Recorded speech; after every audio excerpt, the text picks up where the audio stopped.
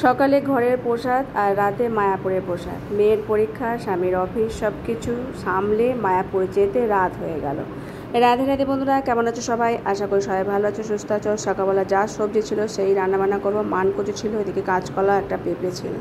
মানকচুটাকে চৌকো চৌকো করে বানিয়ে নিয়েছি, একটু তেঁতুল দিয়ে সেদ্ধ বসাচ্ছি। মানকচুটা তরকারি করে নেব। তো সেদ্ধ হয়েছে মোটামুটি, অতটা সেদ্ধ হয়নি। এর সাথে আলু দেব। আলুটাকে ভেজে নিয়েছি কালো জিরে ফোড়ন দিয়ে, তারপর মানকচুটা দিয়ে একটুখানি মশলা করে নিয়েছিলাম সর্ষে, কাঁচা লঙ্কা, আদা দিয়ে। সেটাকে এখন দিয়ে দিলাম। ব্যাস একটু মাখো মাখো হয়ে যাওয়ার পর নামিয়ে নেবো। বেশি কিছু রান্নাবান্না করিনি, যা সবজি ছিল তাই দিয়ে করলাম। কাঁচকলা ভাতে দিয়ে দিয়েছিলাম আর পেঁপে ভাতে, তার সাথে ডাল করে নিয়েছিলাম বাটার দিয়ে। ভগবানকে সেবা দিয়ে প্রসাদ পাওয়া হয়ে গেছে। প্রভুজি কাজে চলে গেছে। আজ মায়াপুর যাওয়ার আছে, তো রাধাষ্টমী, তার আগে আমাদের পাঠচক্র চলছে 3 দিনের। আমাদের যাওয়া হয়নি, যে জয়িতার পরীক্ষা চলছিল, সেই জন্য আজকেই শেষ হবে। আবার এদিকে হাফ বেলাও ছুটি হয়ে যাবে, তাই ও আসার সঙ্গে সঙ্গে খাওয়া দাওয়া করে আবার বেরিয়ে পড়েছি। এটা শিয়ালদায় চলে এসেছি। আর গরমও আছে সেরকম আজকে মানে ভিড়ও সেরকমই। তো শিয়ালদায় আস্তে আস্তে অনেক ভিড় ছিল। আবার এখান থেকে কৃষ্ণনগরে যাব, তো ওয়েট করছি এদিকে ট্রেন আসলে উঠবো বলে। তো ট্রেনে উঠে পড়েছি। তো বুঝতেই পারছো কত ভিড়, তাও একটুখানি জায়গা পেয়েছি।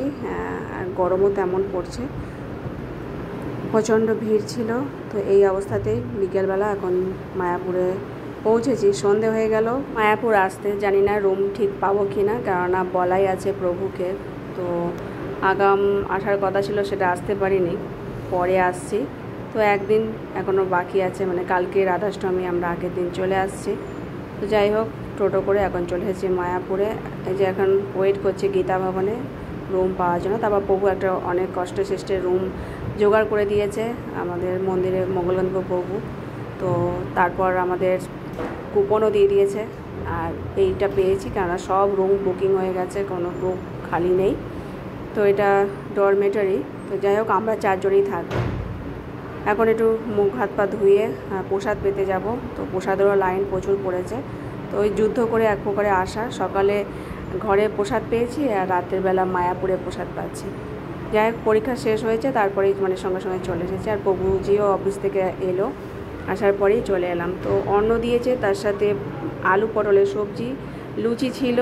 আর সেই তো জয়িতার অন্ন নেয়নি, লুচি রেখেছে বলে। তো আমরা অল্প করে অন্ন নিয়েছিলাম, লুচি, তার সাথে ঘুগনি ছিল, আর অন্যের সাথে ডাল ছিল।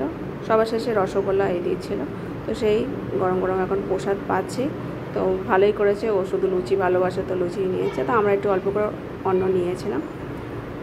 তো খাওয়া দাওয়ার পর মানে রেস্ট হয়নি, তো তাড়াতাড়ি করে আবার চেঞ্জ করে একবারে শোবো। তো মন্দিরে আর যাওয়া হয়নি, যেহেতু অনেকখানি রাত হয়ে গেছে। তো কালকেই মন্দিরে দর্শন করব ভেবেছিলাম। গিয়ে তার পৌঁছে গিয়ে একবারে জামা কাপড় চেঞ্জ করে চলে যাব মন্দির দর্শন করতে, সেটা আর হয়নি। যুদ্ধ করে আসা সফল হয়েছি। রুম যদি না পেতাম তাহলে তো যেতই। ভগবানের কৃপায় পেয়ে গেছি। রাধাষ্টমীটা কালকেই কাটাবো মায়াপুরে। খাওয়া দাওয়ার পর একটু আইসক্রিম বউকে বললাম নিয়ে আসতে, খুব গরম লাগছিল, তাই ওই খেতে খেতে এখন রুমে ঢুকছি। এখন চেঞ্জ করে শোবো। আর আজকের মতো ভিডিও শেষ করছি। সকলে ভালো থেকে, হরে কৃষ্ণ।